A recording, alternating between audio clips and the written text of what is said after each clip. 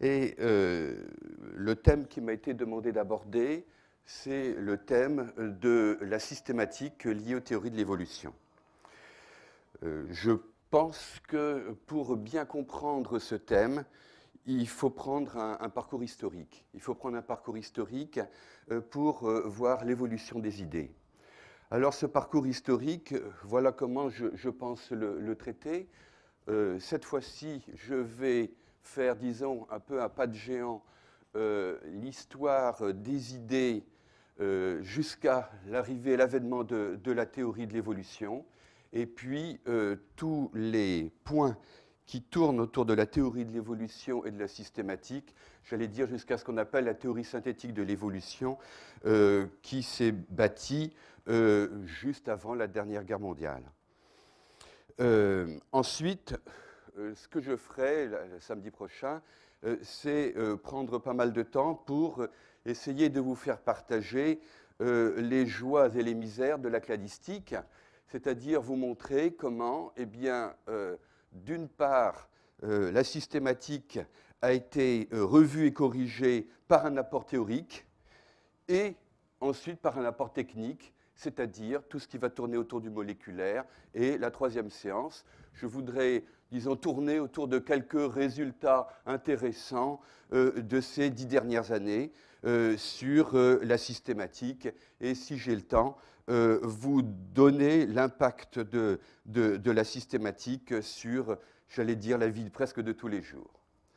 Alors, tout d'abord, la systématique, c'est un terme relativement moderne. Je dirais plutôt la classification. Ça fait un petit peu ringard, mais je préfère ça à la limite. La classification des organismes. La classification des organismes vivants, c'est quelque chose qui a commencé très très tôt. C'est quelque chose qui a commencé très très tôt, et je ne voudrais surtout pas que vous ayez dans l'idée que la classification, la systématique a commencé avec, disons, la biologie moderne, post-année des Lumières. On trouve les premiers textes de classification, vous les trouvez globalement chez Aristote et chez Théophraste. C'est-à-dire que les Grecs se sont déjà posé la question. Et l'un des points que j'aimerais vous faire partager tout de suite, c'est l'importance de la botanique. C'est-à-dire que ce soit au niveau de la théorie, que ce soit au niveau des résultats, ça va être la botanique qui va être leader, j'allais dire, jusqu'à la Révolution française. Ça va être la botanique qui va être leader jusqu'à la Révolution française. Pourquoi?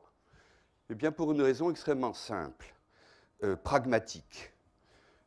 Si vous regardez les organismes vivants qui ont une interaction avec l'homme, mettez-vous à la place, donc 3 siècles avant Jésus-Christ, chez les Grecs, eh bien, qu'est-ce que vous avez au niveau de l'animal? Vous avez les animaux de compagnie, vous avez les animaux de chasse et de pêche, et puis vous avez les animaux d'élevage, etc. C'est-à-dire quoi, une petite centaine. C'est quelque chose qui est facilement mémorisable pour n'importe quel individu. Si vous regardez le nombre d'organismes végétaux qui ont rapport avec l'homme, même à cette époque-là, eh bien, très vite, vous arrivez à plusieurs centaines. C'est-à-dire que si vous comptez bien évidemment tous les organismes qui vont servir pour la nutrition, mais aussi au niveau médecine, mais aussi au niveau poison, etc., etc. Parce que les individus qui s'intéressaient aux plantes ne s'occupaient pas obligatoirement de les nourrir et de les soigner, mais quelquefois pour les faire passer dans l'au-delà. Il faut plusieurs centaines. Très vite, il va y avoir ce que je vais appeler des professionnels de la botanique. Et dès qu'il va y avoir l'importance de l'écrit, eh bien, on va le mettre par écrit, on va en mettre la mémoire. Donc, les premières classifications vont être des classifications que l'on va appeler des classifications utilitaires. Ces classifications utilitaires, on va les avoir, on va les trouver au niveau des Romains, on va les trouver au niveau du début du Moyen-Âge. Ça va être des commentaires de ce qui est fait chez les Grecs. C'est à la fin du Moyen-Âge, début de la Renaissance, qu'il va y avoir quelque chose de vraiment intéressant vis-à-vis de la systématique, au point de vue théorique. Point clé, les philosophes vont se demander, est-ce que la classification qui est proposée par les savants est une classification dite philosophique, suivant le terme de l'époque? Qu'est-ce que ça veut dire? Ça veut dire, est-ce que cette classification est une classification qui permet de refléter l'ordre de la nature? C'est-à-dire qu'à un moment donné, on va essayer, à travers la classification, de trouver l'ordre de la nature. Bien évidemment, la réponse va être immédiate. Les classifications utilitaires ne reflètent pas l'ordre de la nature, mais le point d'interrogation arrive, qu'est-ce que l'on va faire? Qu'est-ce que l'on va faire? Eh bien, c'est très simple. Il va y avoir une quantité d'essais. Il va y avoir une quantité d'essais que vous allez trouver au cours des, disons, 2 siècles et demi, entre le milieu du XVIe, XVIIe et jusqu'au XVIIIe. Vous allez avoir une quantité d'essais. C'est ce que l'histoire des sciences met sous le terme de méthodes et systèmes. Et ces méthodes et les systèmes, il va y avoir en Europe, j'allais dire plusieurs centaines d'essais.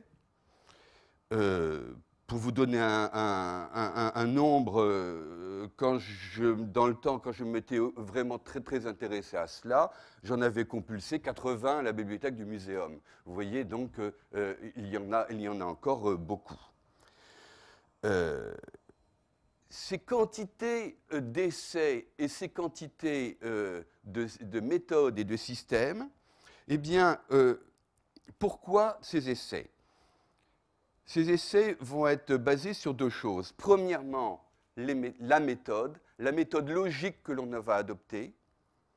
Et la deuxième chose, ça va être quoi? Ça va être les caractères que l'on va utiliser. Je n'ai pas le temps de vous faire un panorama des différentes méthodes utilisées, des méthodes logiques utilisées. Par contre, ce que je voudrais, c'est vous donner quelques éléments au niveau des caractères. Eh bien, globalement, vous allez avoir des botanistes qui vont dire c'est les caractères sur la forme de la feuille, par exemple, qui va être le plus important. D'autres vont dire ce sont des caractères sur la fleur. D'autres, des caractères sur les fruits. D'autres, des caractères sur l'allure générale. Bon. Je vais tout de suite au but. Le point clé qui va être compris à l'époque de Linné, c'est-à-dire vers le milieu du XVIIIe siècle, du XVIIIe, à l'époque de Linné, ça va être que lorsque ces méthodes et ces systèmes sont bien conduits, eh bien, émergent les grandes familles de la botanique. C'est-à-dire que lorsque les choses sont bien faites, on retrouve à chaque fois les grandes familles de la botanique que vous connaissez, les orchidées, les graminées, les crucifères, les rosacées, les liliacées, etc., etc. Alors,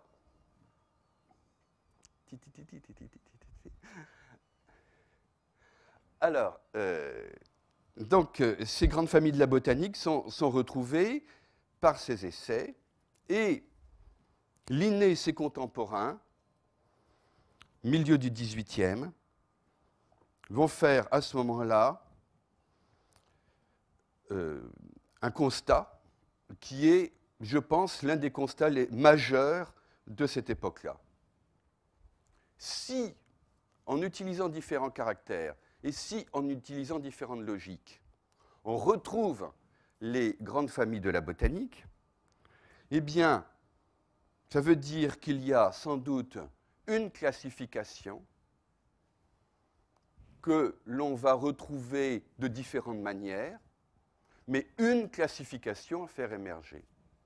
Et cette classification, si on la retrouve à chaque fois par différentes tendances, eh bien cette classification, c'est peut-être celle qui reflète l'ordre de la nature. Et c'est là qu'il va y avoir le propos de, eh bien, il y a une classification naturelle. Il y a une série de tentatives, et cette série de tentatives, et ce sont des tentatives qui vont faire émerger la classification naturelle qui doit refléter l'ordre de la nature. Alors, ce qui est important dans ce terme, c'est le « la » et le « naturel ». « La », ça veut dire l'unicité. Unicité, on est au milieu du XVIIIe, cette unicité immédiatement est passée en Europe dans le contexte judéo-chrétien, c'est-à-dire c'est l'ordre de la nature, c'est l'ordre de la création. C'est-à-dire qu'à ce moment-là, vous voyez, cette unicité a été acceptée immédiatement. Cette unicité a été acceptée immédiatement, mais vous imaginez bien dans un contexte fixiste, dans un contexte créationniste, et Linné a été l'un des grands représentants de ce courant. Le deuxième point, eh bien, c'est que s'il y a un ordre de la nature, s'il y a une classification naturelle, peut-être que parmi tous les essais, tous les systèmes et les méthodes qui ont été proposés, il y en a peut-être une qui est meilleure que les autres. Et s'il y a une classification naturelle, il y a peut-être une méthode naturelle qui permet d'accéder plus facilement à la classification naturelle. Donc, à ce moment-là, qu'est-ce qu'il va y avoir? Il va y avoir une recherche, j'allais dire un peu désespérée à un moment donné, d'une méthode particulière qui serait meilleure que d'autres et qui permettrait d'accéder au caractère avec une logique particulière permettant d'avoir cette classification naturelle. Alors, je ne vous ai pas donné de date pour le moment, mais ici je vous donnerai une date. La première date que je vous donnerai, c'est 1758. 1758 va correspondre à la 10e édition du Systema Naturae de Linné. Et cette 10e édition du Systema Naturae de Linné, eh bien, propose, j'allais dire, une espèce d'encyclopédie, de bilan de tout ce qui est fait en Europe au niveau de la systématique animale et végétale de ce moment. Et vis-à-vis de la nomenclature, d'ailleurs, 1758 correspond à l'année T0 de la nomenclature, c'est-à-dire que la biologie moderne ne va pas regarder des espèces qui ont été décrites avant 1758. Donc, avancée majeure. La deuxième avancée majeure, avant d'arriver à l'évolution, la deuxième avancée majeure va être celle réalisée par les Jussieu. Les Jussieu, naturellement, quand je fais un cours à Jussieu, j'en parle systématiquement parce qu'il est assez intéressant de remarquer que bon nombre des étudiants qui sont à Jussieu ne savent pas qui est Jussieu. Ils descendent à la station Jussieu, ils prennent la rue Jussieu, ils vont à la faculté de Jussieu et ils ne savent pas qui est Jussieu. Alors, naturellement, pour mon propos ici, ce n'est pas Jussieu qu'il faut dire, c'est les Jussieu. Les Jussieu, les deux personnages importants, c'est Bernard de Jussieu et Antoine Laurent de Jussieu. Pour la petite histoire, Bernard de Jussieu était le botaniste de Louis XV. Antoine de Jussieu, son neveu, aura l'une des premières chaires de botanique au muséum, lorsque le muséum sera créé par la Convention.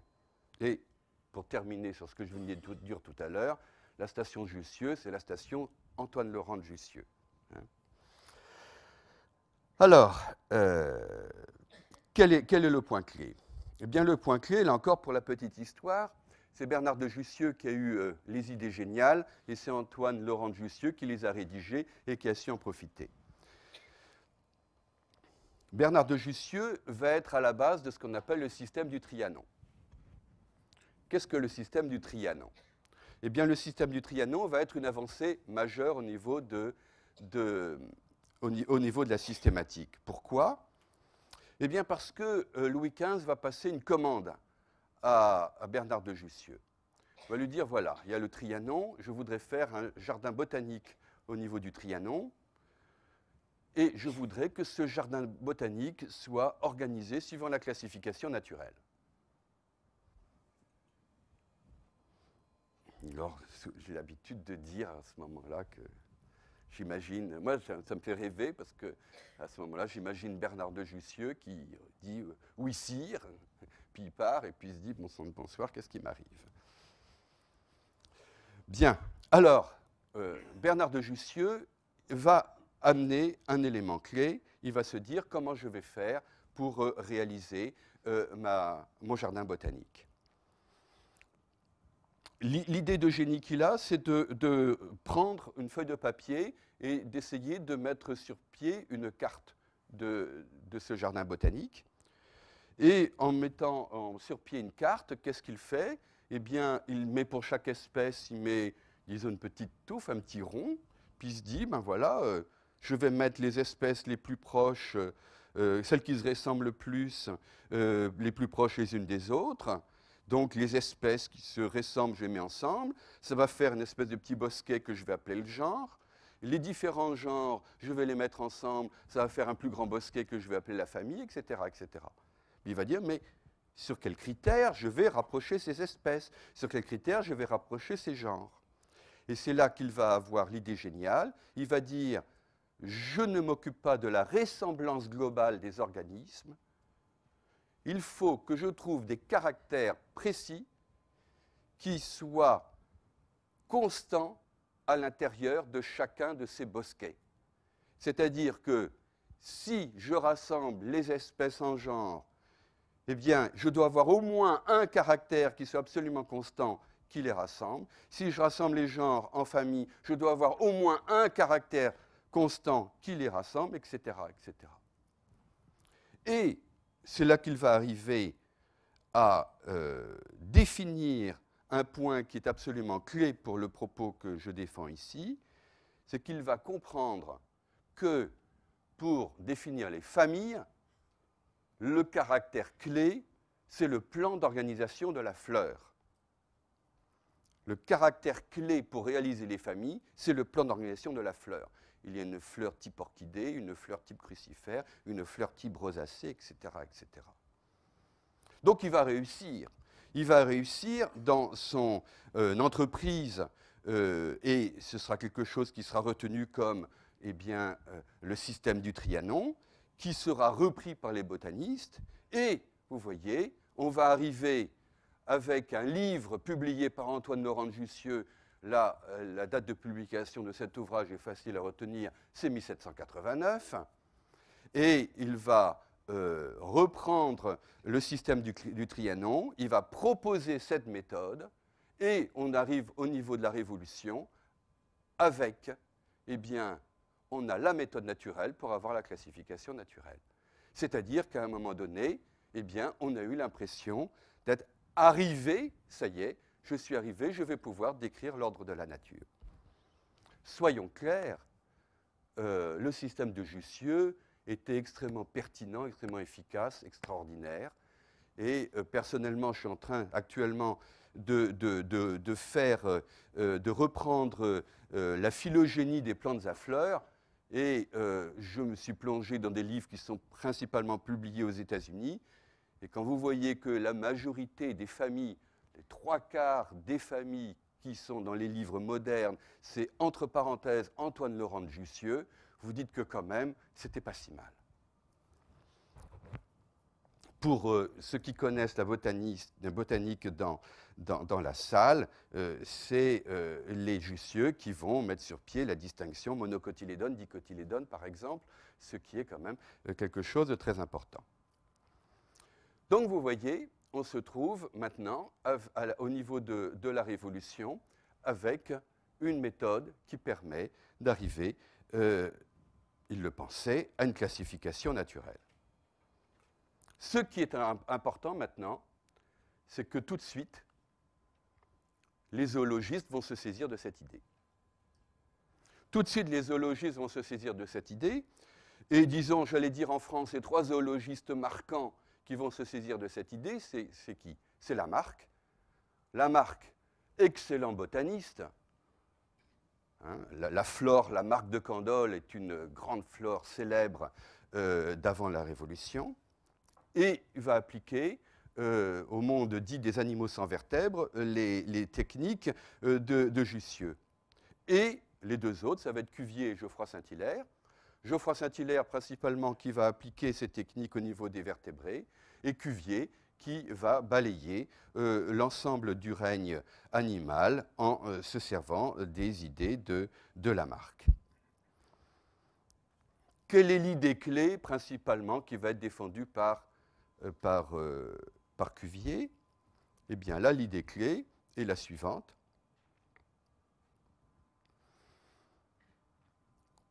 Pour les familles de la botanique, l'élément clé, c'est quoi? C'est le plan d'organisation de la fleur.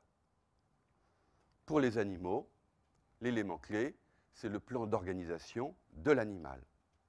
C'est-à-dire que Cuvier va proposer que la classification des animaux, c'est-à-dire la séparation des animaux en embranchements, se fasse suivant un critère particulier. Chaque embranchement est caractérisé par un plan d'organisation.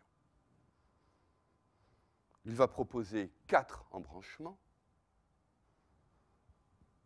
Les radiaires, où vous voyez le terme symétrie de type cylindrique, de type radial, comme par exemple les anémones de mer, mais aussi par exemple les oursins, les échinodermes.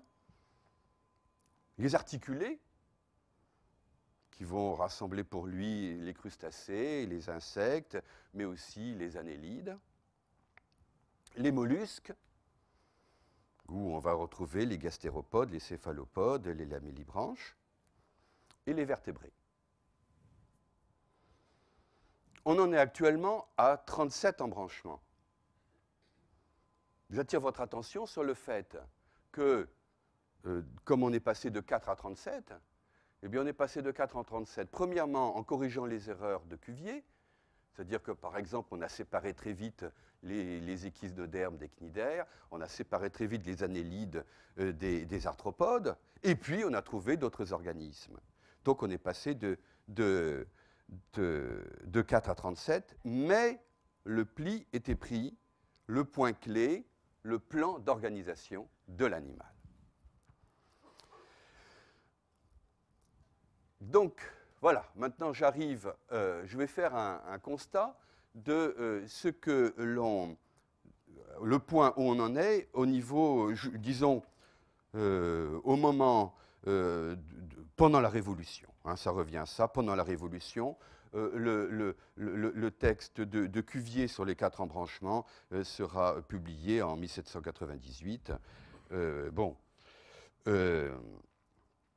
Alors, vous voyez, le point clé est, on a une classification naturelle, on a une méthode qui permet d'avoir accès à cette classification naturelle. Maintenant, bien évidemment, toute la difficulté va être dans le sens à donner à cette classification naturelle. Qu'est-ce que cette classification naturelle? Quel est le sens à lui donner? Pourquoi l'unicité de la classification naturelle que personne ne remet en doute? Alors, bien évidemment, la perche que je tends ici est grande, c'est-à-dire que vous comprenez que maintenant, tout le problème, ça va être comment va-t-on faire pour passer d'un cadre fixiste à un cadre transformiste, un cadre évolutionniste. Alors, pour vous faire comprendre ces choses, on va faire un peu, si vous voulez, un bilan des idées qu'il y avait vis-à-vis des mécanismes, le bilan des idées qu'il y avait vis-à-vis des mécanismes, et vous montrer que le cadre transformiste va apparaître de 2 manières. Premièrement, il va falloir barrer une série d'idées fausses, de manière à ce qu'au niveau de la logique, il n'y ait quasiment plus qu'une seule possibilité à émerger. Alors, barrer les idées fausses, je vais vous montrer quelques exemples. Et l'une des premières idées fausses qu'il va falloir barrer, c'est l'idée de métamorphose. L'idée de métamorphose, non pas au sens de la biologie moderne, métamorphose d'une chrysalide en papillon, mais métamorphose au sens des métamorphoses d'Ovide, hein, c'est-à-dire au sens de transformation d'un organisme adulte en un autre organisme adulte. Je vais vous montrer ici une planche que je montre traditionnellement parce qu'elle me paraît vraiment exemplaire de ce point de vue-là. Et juste avant de vous montrer cette planche, je situais ce que l'on appelle ici, vous voyez, un anatif. L'anatif est un animal fixé ici par un pédoncule, une espèce de coquille. À l'intérieur de l'organisme, ici, vous avez l'animal qui vit et vous avez ici ce qui sera montré comme étant des pattes transformées qui permet à l'animal de filtrer, que l'on appelle des cires. Cet animal, on va démontrer que c'est un crustacé. Et comme ses pattes sont transformées en cire, on va l'appeler un crustacé cirripède, c'est-à-dire les pattes transformées en cire qui permet à l'animal de filtrer. Cet animal est fixé. Commode crustacés cirripèdes que vous connaissez, c'est toutes les petites balanes, par exemple, les petits chapeaux blancs que vous avez sur les moules, par exemple. Voilà une planche du début du XVIIe siècle qui est exemplaire pour illustrer ce que l'on appelle une métamorphose. Voilà le dessin du crustacé cirripède. Voilà le pédoncule, voilà la coquille et voilà les cires. Voilà un autre dessin, et vous voyez qu'ici, voilà un autre dessin encore, où vous avez ce crustacé qui est attaché ici sur une branche d'arbre. Qu'est-ce qui est postulé? Eh bien, il est postulé qu'au cours de certaines périodes de l'année, ce crustacé cirripède va se transformer en canard. C'est-à-dire que vous voyez, le corps ici va donner le corps de l'animal, le pédoncule ici va donner le cou, ici ça va donner la tête, et ici les cires vont donner les quelques plumes qui rebiquent sur l'arrière du canard. De toute manière, l'histoire a retenu cette idée-là, puisque l'un des noms d'espèces de ces anatifs, c'est l'épace anatifera. Anatifera, anas le canard, fera qui porte des canards. Vous comprenez bien qu'il n'est impossible qu'il y ait une théorie de l'évolution qui se mette à surgir si l'on pense que les espèces peuvent se transformer les unes dans les autres. Alors, qu'est-ce qui va se produire? Il va se produire que bon nombre de voyageurs qui reviennent de contrées lointaines eh bien, racontent des histoires absolument merveilleuses. Et parmi les histoires merveilleuses, le nombre de métamorphoses qui sont proposées sont absolument gigantesques. Donc, pas à pas, il va falloir barrer cette idée-là. De manière concomitante, va être barrée également la notion de génération spontanée. La notion de génération spontanée, à savoir que, eh bien, dans des endroits particuliers, sous des conditions particulières, tout d'un coup, la matière inanimée peut s'animer et donner de la matière animée, eh bien, il va falloir montrer que c'est quelque chose qui est faux. J'attire votre attention sur le fait que ça va être montré, en particulier par Spallanzani, etc., avant la Révolution, mais au niveau des micro-organismes, il faudra attendre Pasteur. Hein. Deuxième idée qui est importante, l'idée de l'échelle des êtres. L'idée de l'échelle des êtres, ici, est une idée qui va être extrêmement importante à ce moment, puisque au niveau de cette échelle des êtres, eh bien, vous allez avoir bon nombre de biologistes qui vont reprendre l'idée, sous l'instigation d'ailleurs de Leibniz, si bien que l'on va trouver, par exemple ici, je vous montre une échelle des êtres proposée par Bonnet en 1745, où vous avez des choses très étranges, c'est-à-dire que qu'est-ce que vous avez? Vous avez une classification des espèces qui va se mettre suivant une échelle de complexité linéaire, et cette échelle de complexité linéaire, eh bien, va permettre d'avoir au bas de l'échelle eh bien, les éléments les plus simples. Ici, ce sont les 4 éléments. Puis après, on va avoir tout ce qui va tourner autour de ce qu'on appellerait la géologie actuellement. puis tout ce qui va tourner autour de la botanique, puis on va avoir les animaux, avec bien évidemment, au sommet de l'échelle, eh bien, on va trouver l'homme. C'est-à-dire que cette notion d'échelle des êtres va être une notion qui va amener une notion de complexité croissante, et mettre en place une situation privilégiée pour l'homme. Maintenant, je voudrais arriver, avant de venir à Darwin, je voudrais arriver à une notion qui va être importante pour notre propos par la suite, ça va être l'utilisation du plan d'organisation. L'utilisation du plan d'organisation va permettre de définir un concept qui va être clé au niveau de la théorie de l'évolution, à savoir le concept d'homologie. En effet, si vous avez un plan d'organisation et si vous avez des animaux qui présentent le même plan d'organisation, eh bien vous allez avoir un guide pour pouvoir comparer ces animaux. Quel va être le guide? Eh bien le guide va être la place de l'organe que l'on regarde à l'intérieur du plan d'organisation. C'est-à-dire que là, c'est quelque chose qui va être proposé par Geoffroy Saint-Hilaire et qui va être repris immédiatement. Il va dire, voilà, qu'est-ce qu'il faut comparer? Ben, il faut comparer des organes qui ont même situation dans un plan d'organisation, ce qui va être appelé organe homologue, et ne pas tenir compte de la fonction de l'organe, ne pas tenir compte de la taille de l'organe, ne pas tenir compte de la forme de l'organe. Alors je vous donne un exemple ici, tout simple. Ici, vous avez différentes ailes d'animaux vivants, oiseaux, ici une chauve-souris, ici vous avez un ptérosaure du secondaire. Eh bien, qu'est-ce que je vais faire? Je vais dire, ben, à chaque fois, ça c'est l'humérus. Pourquoi l'humérus? Eh bien parce que cet os est situé entre la ceinture scapulaire ici, et puis un doublon que je vais appeler radius cubitus ici.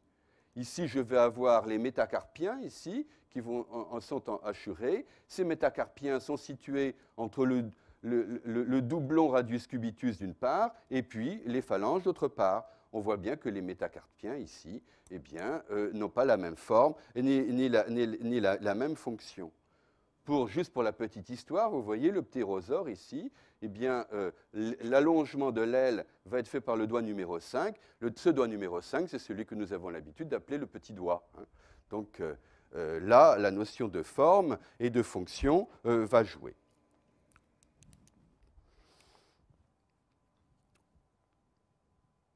Autre point important, le temps. Le temps, ça va être quelque chose de majeur. Et le temps, eh bien, qui va être l'un des éléments clés avant la révolution sur le temps, ça va être Buffon. Ça va être Buffon, c'est celui qui va présenter au niveau du temps l'idée que peut-être eh bien, le temps à partir de la formation de la Terre, eh bien, ce temps n'est pas celui qui est proposé par l'étude de la Bible, c'est-à-dire qu'on propose vers 6000 ans à peu près, ce qui était proposé par différents religieux à l'époque, et il va proposer plusieurs centaines de milliers d'années, et voire plusieurs millions d'années. Voilà. Maintenant, on est là avant la Révolution, et il va y avoir un individu qui va être très important, qui va amener maintenant un élément clé. Ça va être quoi? Ça va être qui plutôt? Ça va être Cuvier. Cuvier, fondateur, très grand zoologiste, mais également fondateur de la paléontologie des vertébrés. Et Cuvier va faire un constat majeur. Le constat majeur est simple. Il va montrer qu'il a existé dans des temps antérieurs des animaux qui n'existent plus maintenant.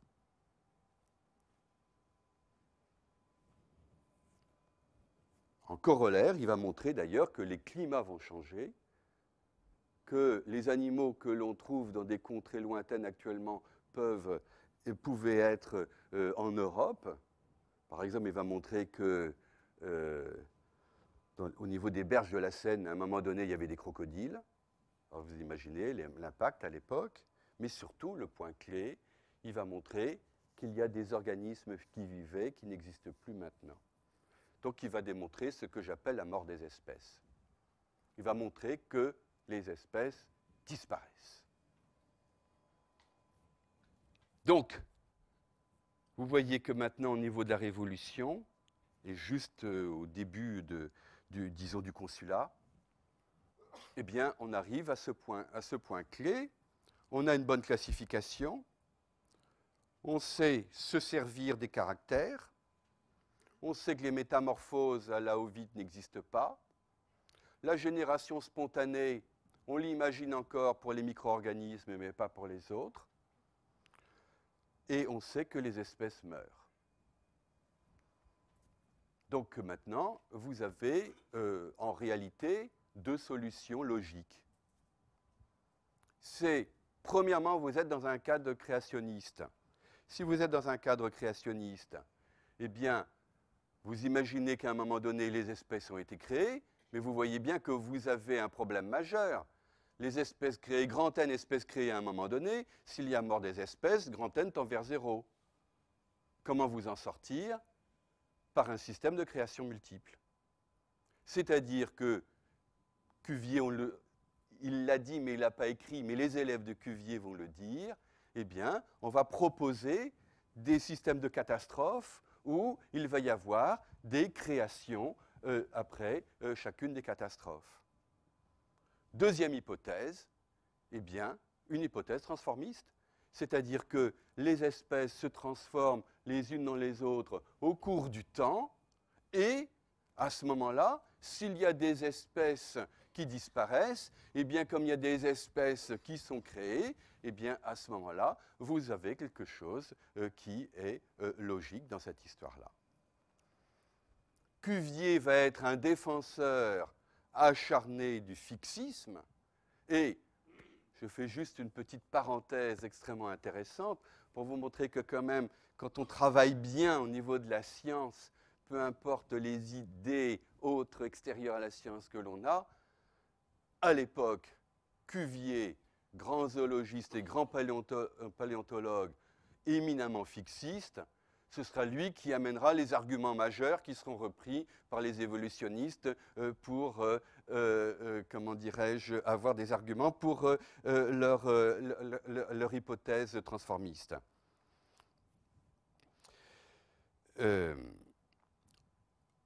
C'est Lamarck qui va être le premier, j'allais dire, universitaire à proposer une idée transformiste.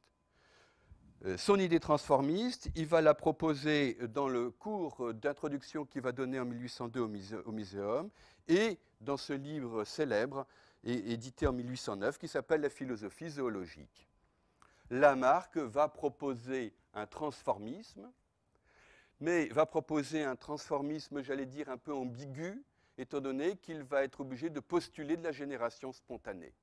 Donc il va proposer une idée qui est une idée qui va être, j'allais dire, saisie par les biologistes à l'époque de manière générale, mais qui va être contredite dans le détail de manière extrêmement précise, et Cuvier ne pourra pas s'empêcher de montrer toutes les erreurs que l'on va trouver chez Lamarck.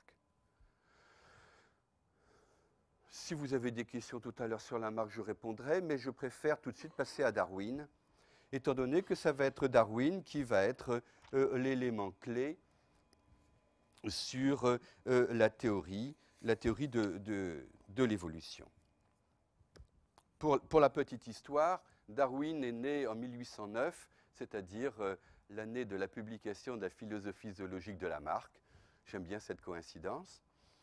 Et je la donne souvent à mes étudiants parce que ça permet de resituer les dates. Comme il a publié L'origine des espèces en 1859, il avait exactement 50 ans. Vous retenez l'une des deux dates et vous connaissez les dates de publication de Lamarck et de Darwin. Il y a juste un demi-siècle de différence entre les deux. La publication de L'origine des espèces va être absolument majeure Et je voudrais, par rapport à cette publication de l'origine des espèces, faire deux commentaires. Le premier commentaire, c'est quelles sont les deux idées clés que l'on va trouver dans ce livre. La première idée, ça va être l'idée de la sélection naturelle. Et la deuxième idée, est beaucoup plus importante pour mon propos, c'est le concept de descendance avec modification. Qu'est-ce que ça veut dire, descendance avec modification? Ça veut dire que Darwin va imaginer qu'au cours du temps, ce qui est important, ce sont les générations, que les générations, eh bien, passage d'une génération à l'autre, ça se fait par la reproduction sexuée, que d'une génération à l'autre, ce qui passe par la reproduction sexuée, ce sont les caractères héréditaires. Même s'il n'y avait pas la génétique à l'époque, la notion de caractère héréditaire était très importante. Donc, les rythmes des générations, la notion de descendance, passage des caractères héréditaires de génération en génération, et que ces caractères héréditaires peuvent, entre guillemets, se transformer, mais également de manière héréditaire. C'est-à-dire que des caractères héréditaires, un caractère héréditaire peut présenter différents états et il peut y avoir un changement dans le caractère héréditaire, ce changement qui, s'il est lui-même héréditaire, va être transmis aux générations suivantes. Vous imaginez bien que le terme de transformation du caractère héréditaire, c'est ce que les généticiens appelleront plus tard la mutation. Et en disant cela, eh bien, Darwin, qu'est-ce qu'il fait? D'une part, il pense aux différentes générations, mais d'autre part, il pense aux espèces. Et qu'est-ce qu'il va proposer? Il va proposer qu'il y ait une histoire des espèces. C'est-à-dire qu'à un moment donné, une espèce va pouvoir en donner deux, un mécanisme dit de spéciation. Et si une espèce en donne deux, qu'est-ce que ça veut dire? Ça veut dire qu'à un moment donné, il va y avoir un ancêtre. Il va y avoir un ancêtre. Je vais vous présenter la planche que l'on a. C'est le seul schéma que l'on a dans l'origine des espèces. La seule illustration. C'est la seule. Et vous voyez que c'est un schéma théorique. Ce n'est pas de la zoologie, c'est pas c'est ABCDEF. Alors, qu'est-ce qu'il propose? Il propose, vous imaginez bien que ici, les lignes horizontales, c'est quoi? Ce sont des horizons temporels. Donc ici, on est au niveau du passé, ici, on est au niveau du présent. Il va dire, alors, cette planche, une planche, 80 pages de commentaires. Donc, tout est là-dedans. Je vous ferai grâce de 80 pages de commentaires. Point important, une espèce va pouvoir en donner deux. Donc vous avez quoi? Vous avez une généalogie d'espèces. D'autre part, lorsqu'il y a des spéciations qui se font, vous voyez, vous avez différentes tentatives, des tentatives qui avortent. Vous avez des espèces qui apparaissent et ces espèces peuvent disparaître. Vous voyez que vous avez toutes les idées, disons à la Cuvier, mort des espèces qui est représentée ici, et au niveau du transformisme, eh bien, vous voyez que vous avez, si à un moment donné vous avez disparition d'espèces, eh bien, vous pouvez avoir apparition d'espèces. Maintenant, qu'est-ce que Darwin, avec un schéma pareil, va mettre en place? Eh bien, il va mettre en place des ancêtres. Voilà deux espèces ici, à l'horizon présent. Voilà, ici, eh bien, un ancêtre. Voilà une deuxième espèce. Cette espèce-ci et cette espèce-ci ont également un ancêtre, mais cet ancêtre-ci est plus ancien que celui-ci. Donc, lorsque vous allez pouvoir essayer d'avoir une généalogie d'espèces, vous allez mettre en place des ancêtres, mais ces ancêtres, et c'est ça qui est clé, ces ancêtres sont hiérarchisés dans le temps. Il y a des ancêtres entre guillemets récents, il va y avoir des ancêtres anciens. Et maintenant, qu'est-ce qu'il va dire? Il va dire, si les ancêtres sont récents, eh bien, les espèces phi ici ont eu relativement peu de temps pour se transformer, donc vont se ressembler beaucoup. Si ces espèces sont anciennes, eh bien, il va y avoir eu beaucoup de temps passé, donc elles vont différer beaucoup.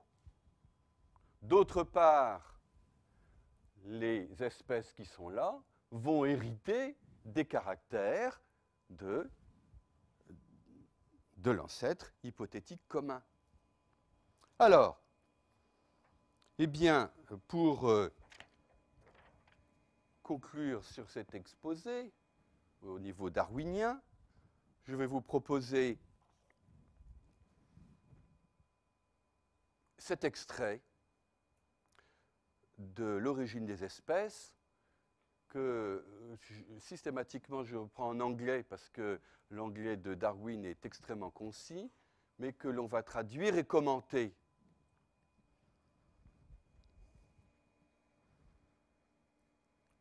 Cette phrase est essentielle. Pourquoi? Parce que c'est avec cette phrase qu'on va comprendre le sens que Darwin va donner à la classification naturelle. Ce qu'il appelle natural system, c'est le système naturel, ce que je vous ai appelé de la classification naturelle. Donc, qu'est-ce qu'il dit? Le système naturel, la classification naturelle, est fondé sur le concept de descendance avec modification. C'est le concept que je vous ai résumé il y a quelques instants. Alors, il explique. C'est-à-dire que les caractères que les naturalistes considèrent comme montrant une vraie affinité entre deux ou plusieurs espèces sont ceux qui ont été hérités d'un parent commun. Voilà, c'est ça l'élément clé. Et, insofar, par conséquent, toute vraie classification est généalogique. C'est-à-dire que la communauté de descendance est le lien caché que les naturalistes ont cherché inconsciemment et non quelques plans inconnus de création. La fin de la phrase était par la provoque à l'époque. Mais le point maintenant qu'il faut que vous compreniez, c'est que qu'est-ce que Darwin donne comme sens à la technique de Jussieu? Il dit Jussieu qui rassemble les espèces en genre, les genres en famille, etc., en prenant quelques caractères, il dit, mais oui, il a raison. Il a raison. Mais il faisait de la descendance avec modification sans le savoir. Pourquoi ces caractères sont fondamentaux? Parce que ce sont ceux qui sont hérités d'un ancêtre commun. Donc ce sont les caractères hérités d'un ancêtre commun qui montrent la filiation des espèces, qui montrent les relations de parenté. Pourquoi les familles de plantes eh bien, sont caractérisées par un plan d'organisation de la fleur? Parce que ce plan d'organisation de la fleur est hérité d'un ancêtre commun. Mais tout a pu bouger. Alors regardez qu'est-ce qu'il va dire. Regardez, prenons la famille des rosacées. Dans la famille des rosacées, qu'est-ce que vous avez? Vous avez les poiriers, cerisiers, pommiers, etc. Mais vous avez aussi les fraisiers. Bon, la taille n'est pas la même. Classification utilitaire, il y en avait qui étaient classés en arbres, arbustes, et d'autres qui étaient classés en plantes herbacées. Il dit, mais non, regardez, ils ont hérité d'un ancêtre commun, la fleur, donc je les mets dans la même famille, mais la forme des feuilles, la taille, etc., a changé. Donc vous voyez que qu'est-ce que Darwin propose? Il propose de définir ces caractères comme étant une mémoire, comme étant la mémoire d'un ancêtre qu'on a à rechercher. Donc, bien évidemment, si l'ancêtre est très lointain, eh bien, la mémoire va être plus difficile à décrypter. Si l'ancêtre est très proche, la mémoire est plus facile à décrypter. Il n'y a pas eu de difficulté pour classer dans les primates les gorilles, chimpanzés, orang-outans et hommes. Hein? Mais lorsque l'on commence à s'intéresser au niveau des mollusques, etc., les choses deviennent plus difficiles. Maintenant, qu'est-ce qu'il va dire? Il va dire la classification naturelle. Pourquoi l'unicité de la classification naturelle? Eh bien parce qu'il y a une histoire de la vie sur Terre. Unicité de la classification naturelle, parce qu'il y a une histoire de la vie sur Terre.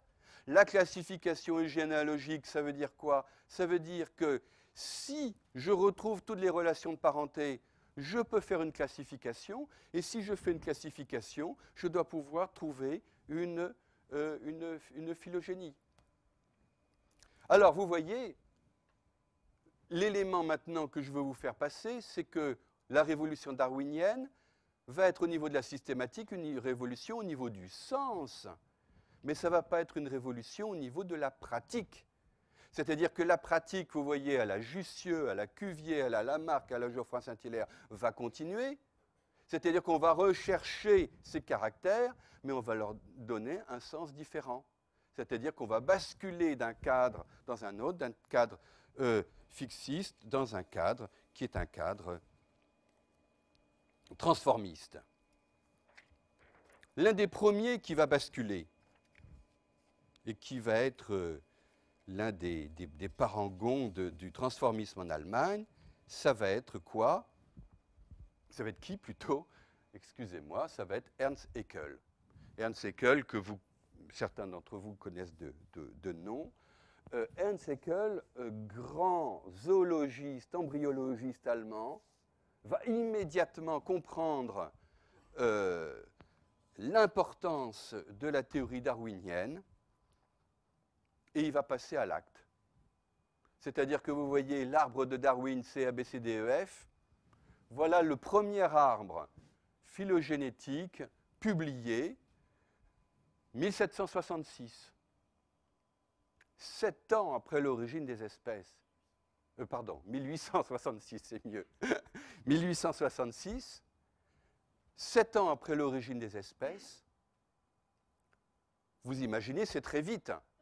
Le temps de comprendre Darwin et le temps de rassembler tous les éléments. Et qu'est-ce qu'il va proposer? Il va proposer un arbre de l'ensemble du vivant. Ici, vous avez les plantes. Vous avez les plantes, vous avez les animaux, et ici il propose un autre règne, qui est le règne des protistes.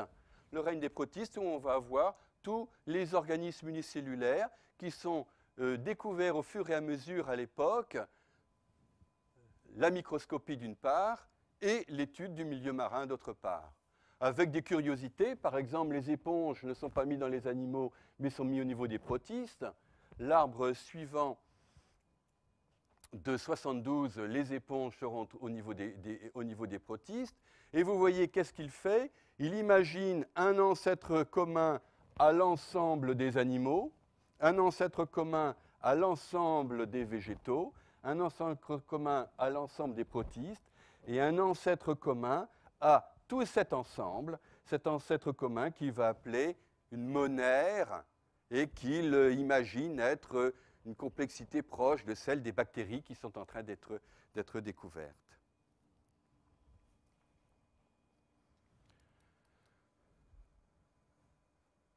Cet arbre est extraordinaire parce qu'à l'époque, il n'y avait, j'allais dire, aucun élément permettant de démontrer la réalité de cet arbre. C'est simplement un arbre théorique. Il pousse le bouchon, si j'ose m'exprimer ainsi, le bouchon de la descendance avec modification jusqu'au bout. Et il la généralise à l'ensemble du vivant. L'anglais Darwin, qui n'est courageux mais pas téméraire, n'était allé jamais jusque-là. Naturellement, ça va être quelque chose qui va être complètement attaqué, mais, et là on verra dans 15 jours, globalement, il faudra attendre les années 1980 pour avoir tous les éléments pour pouvoir confirmer, étendre tout cela. C'est-à-dire que globalement, il va falloir un siècle de biologie pour arriver à bien avoir tous les éléments pour mettre ça sur pied.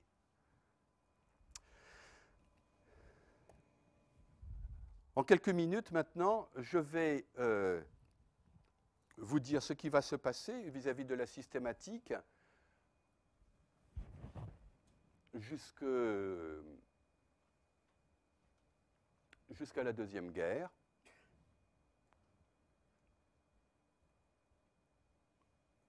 L'important, bien sûr, maintenant, ça va être quoi? Ça va être la génétique. Darwin, il va avoir un problème majeur, il n'aura pas la génétique. Je mets Mendel à part, la génétique apparaît en 1900. Redécouverte dite des lois de Mendel, de Vries, Tschermak, Correns, 1900. Mais redécouverte des lois de Mendel, avec en plus quelque chose de fondamental, c'est la mutation. Hugo de Vries amène le concept de mutation. Donc, on a les lois qui permettent de comprendre le passage de caractère héréditaire de génération en génération, et on a l'élément qui permet de comprendre le changement d'état de ces caractères héréditaires. Donc, il va y avoir un rapprochement de la génétique et du darwinisme qui va se faire, j'allais dire dans la douleur, mais qui va culminer vers les années 35-38 et jusqu'aux années 50, avec la proposition de ce qui sera appelé la théorie synthétique de l'évolution. Alors, cette théorie synthétique de l'évolution,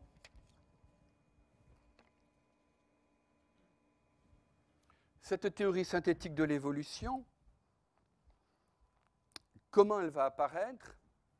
Eh bien, elle va apparaître premièrement parce que la génétique aura fait des progrès prodigieux au cours de la première partie du XXe siècle, avec en particulier l'école de Morgan, génétique de la drosophile, et aussi avec la génétique des populations qui va mathématiser au niveau des populations la manière dont les caractères héréditaires structurent les populations, et ça va être vers les années 1920 qu'il va y avoir Fisher et Wright en particulier qui vont mathématiser cette génétique des populations. Et il va y avoir des naturalistes qui vont prendre à leur compte les résultats importants de la génétique pour dire, regardez, la génétique nous donne le matériel qu'il faut pour comprendre l'évolution.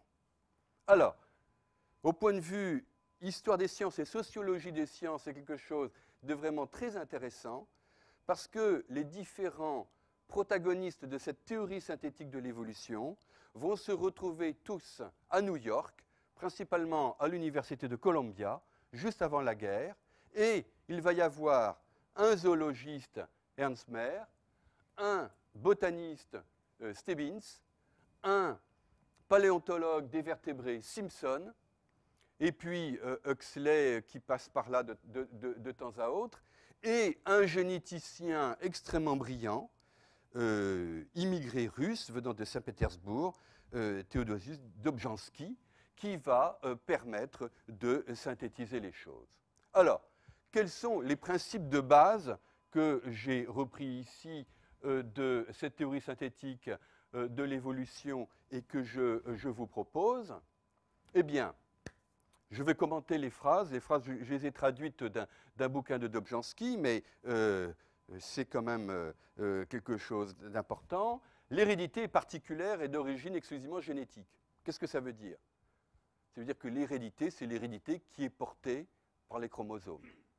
C'est-à-dire exclusivement génétique, ça veut dire qu'on rejette le lamarckisme, le néo-lamarckisme de l'époque, c'est-à-dire une hérédité des caractères acquis.